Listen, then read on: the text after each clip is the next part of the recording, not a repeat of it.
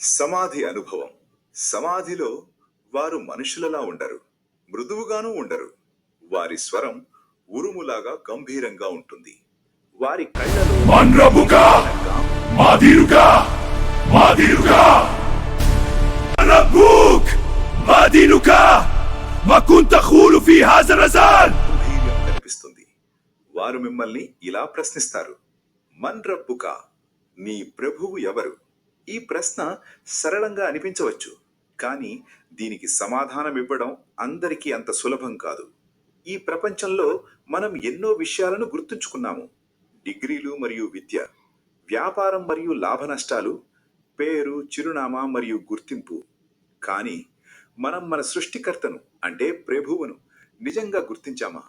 మన హృదయం ఆయనను గుర్తించి ఉంటే మన నాలుక దానికి తగినట్లుగా సమాధానమిస్తుంది. ఒకవేళ నాలుక కేవలం మాటలు నేర్చి హృదయం ఖాళీగా ఉంటే అక్కడ మాట తడబడుతుంది. రెండవ మరియు మూడవ ప్రశ్నలు తరువాత రెండవ ప్రశ్న ఎదురవుతుంది. మా దీనుక, నీ ధర్మమేమిటి? మనం ధర్మాన్ని కేవలం ఆచారంగా భావించామా, లేదా మన జీవితంగా మార్చుకున్నామా?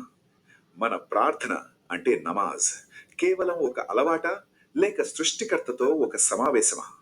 ఖురాన్ కేవలం పఠనానికే పరిమితమైందా, లేక అది మనకు మార్గదర్శకమా? ఆ తరువాత మూడవ ప్రశ్న వస్తుంది. మాకుంత తకూలు ఫీ హాజర్ రజుల్, ఈ మహనీయుని గురించి నీవు ఏమనేవాడివి?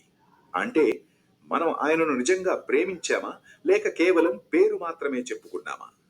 ఆయన సున్నత్ అనుసరించామా, లేక కేవలం వాదనలు చేశామా?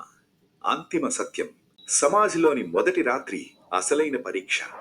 ఈ ప్రపంచం పరీక్షా హాల్ అయితే సమాధి అనేది మొదటి ఫలితం. అక్కడ విజయం సాధిస్తే ముందలి ప్రయాణం సులభం అవుతుంది. అక్కడ బలహీన పెడితే కష్టాలు మొదలవుతాయి. మనం ఈ లోకంలో చిన్న చిన్న ఇంటర్వ్యూలకు, పరీక్షలకు